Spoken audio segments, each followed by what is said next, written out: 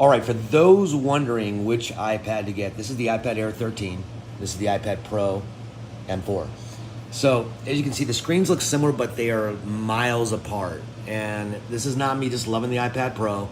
I've used these now for a couple days. I'm gonna show you guys the sound quality difference and all these other things. So if you look right here, this is your typical iPad Liquid Retina display on the iPad Air. Same one they used on the M2 iPad Pro. So it's not a bad screen by any means, but if you guys look right here, much more detail, much brighter, a lot more faster. Sound quality is miles apart as well. So I'm gonna play a track right now real quick. And so you guys can kind of hear. This is all the way up on the iPad Air.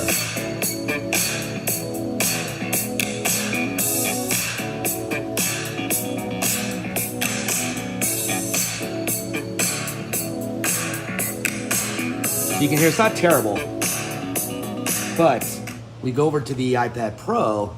Now this is where it gets interesting. Now watch.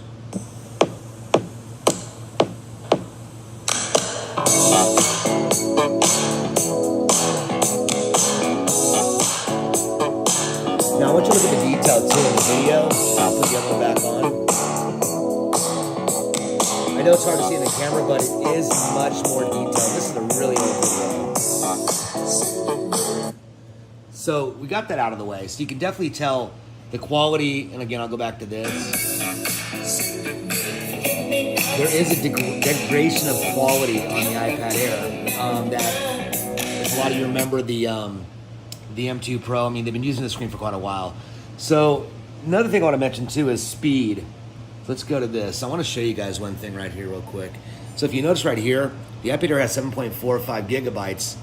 What's unique is that this has 7.2 gigabytes of usable memory, usable RAM. However, 4.41 gigahertz on the processor, which is M4, and then of course the typical 3.8 gigahertz. So let's run a test real quick. CPU benchmark, run, and I'll speed this up, but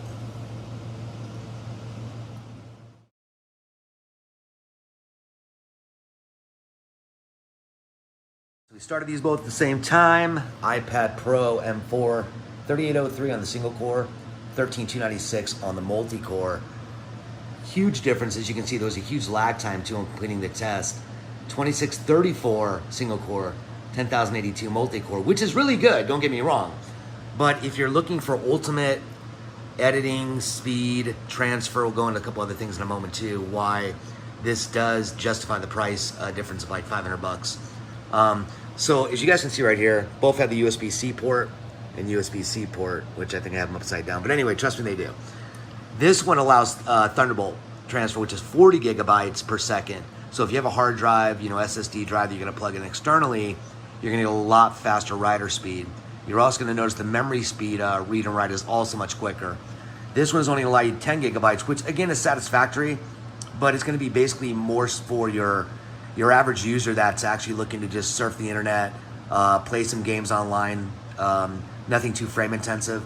60 hertz screen, huge difference. I'll show you guys right here. It's hard to tell, but see there's like a lag when I do this because the 60 hertz just doesn't kick in like the 120 does. So take a look right there, see? So let's go to this, now watch. See the difference? How much more fluent it is? Yeah, fluid. Huge difference. But you see right here, I know it's hard to catch, but I'm going as fast as I am on there, and you can definitely see the frame skip. Now look at, see? Much faster. So let's turn these over on the cameras. This is not a huge deal breaker, I know, for a lot of people, but as you can see right here, it just has a single camera. Does a good job of what it does. This one has the typical 3 camera array. They did remove the, I'm going to go into this also on another video. You guys might want to know why I'm covering up the flash. You may want to stay tuned for that if you do have an iPad Pro, because I'm going to show you guys something that probably a lot of people don't know, and you're going to thank me for it, because I stumbled upon it when it comes to cases, and like I said, there's going to be a lot of people thanking me, because right now you can't get a case for the iPad Pro.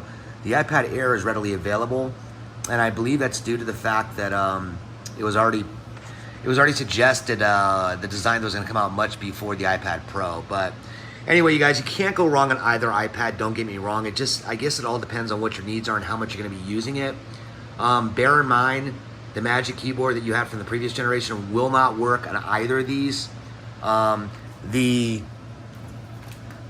iPad Pencil Pro or iPad Pencil 2 does not work on these, as you can see right here. It just does not work. You can see right here, it does not work. So even though it's magnetized, it's not going to work. And even though it sticks to there, it's useless. So keep that in mind as well. Like I said, right now cases are completely non-existent for the Pro, for this one right here. iPad Air, they're overabundant. But I stumbled upon something that you're going to want to check out that I bought off Amazon. I'm doing another review on momentarily. That's going to make a lot of you happy when you found out what I found out on the iPad Pro. So anyway, like I said, sound quality, display, speed, everything kind of blows this away. But you can't go wrong again because this is still a nice iPad. It really is. Just not for me. The iPad Pro is more what I'm going to just keep. And also M4 being full future-proof, I anticipate that processor lasting for at least 7 to 10 years. The M2's been around for a little while now, so bear that in mind, you know, when you're buying this. Yes, there is a price upgrade, but you're going to be future-proof with this one. I'm sure the M2 will still last, you know, 3 or 4 years, maybe 5, but you're going to be investing in another iPad well before this one, unless you're one that changes the iPad out every time they come out with a new one. But I don't anticipate Apple coming out with another iPad, you know, within the next 2.5 years. So hopefully that helps you guys decide which one you want to go for. Again, I'll give you guys another quick showing of the screen. It's really hard to do this with a camera to really justify it, but